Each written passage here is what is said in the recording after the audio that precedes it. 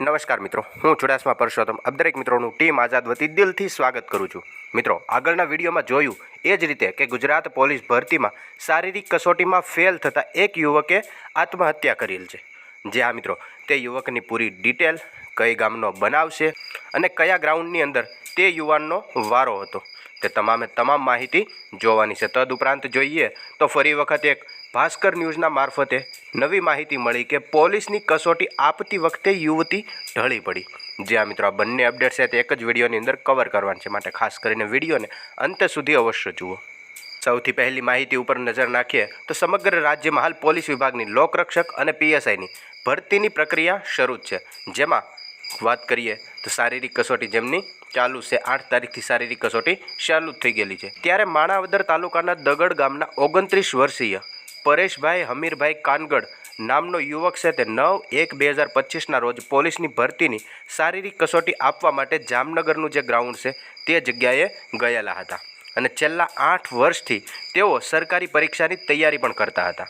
યુવક પોલીસની ગ્રાઉન્ડમાં સમયસર દોડ પૂર્ણ ન કરતા તે ફેલ થયા હતા। જે આ મિત્રો, 25 મિનિટની અંદર તમારે 5 કિલોમીટર કમ્પ્લીટ કરવાનું હોય છે, પરંતુ આ યુવકથી 25 મિનિટની અંદર 5 કિલોમીટર કમ્પ્લીટ ન થયું, મતલબ કે સમયસર પૂર્ણ ન થયું, તેથી તે નાપાસ થયા હતા। જેથી તે યુવકને મનમાં લાગી આવતા બાંટવા નજીક જંગલમાં જઈને ગળાફાંસો ખાઈ આત્મહત્યા કરતા પરિવાર પર આભ ફાટ્યું હતું। જે આ મિત્રો, તમે માહિતી જોઈ એ જ રીતે કઈ રીતની બનાવ બન્યો, શું થયું તે તમે બધું જોયું કે દોરી બાવળ સાથે બાંધીને ગળાફાંસો ખાધો। આ અંગે મૃતકના સગા સાથે વાત કરતાં તેમણે જણાવ્યું હતું કે પરેશ છેલ્લા સમયથી લગભગ અલગ અલગ ઘણી પરીક્ષાઓની તૈયારી કરતા હતા।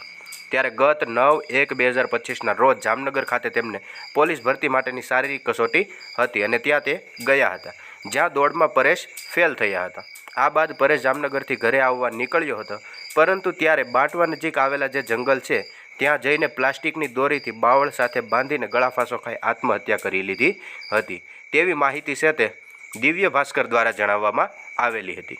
બાદમાં પરિવારે શોધખોળ કરતા જે લટકતી લાશ મળી હતી। મૃતકના સગાએ વધુમાં જણાવ્યું હતું કે ઘણા કલાકો સુધી પરેશ ઘરે ન ફરતા અમે તેને ફોન કર્યો હતો અને તેનો મોબાઈલ પણ બંધ આવતો હતો, જેથી અમે ઘણા પરેશાન થયા હતા તેવું તેમના પરિવારનું કહેવું છે।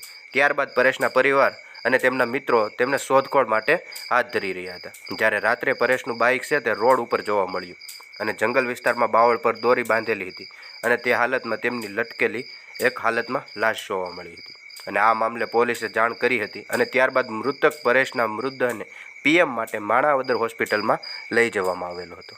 જે હા મિત્રો, આવી રીતનો સમગ્ર બનાવ બનેલો છે। ત્યારબાદ આગળની જે એક માહિતી હતી તે જોઈએ તો પોલીસની કસોટી આપતી વખતે યુવતી ઢળી પડી અને આ પણ ભાસ્કર ન્યૂઝ દ્વારા જ આપવામાં આવેલું હતું કે ગુરુવારે વહેલી સવારે યોજવામાં આવેલી પોલીસની શારીરિક કસોટી આપવા આવેલી એક યુવતી દોડતી સમયે બેભાન થઈ ગઈ હતી।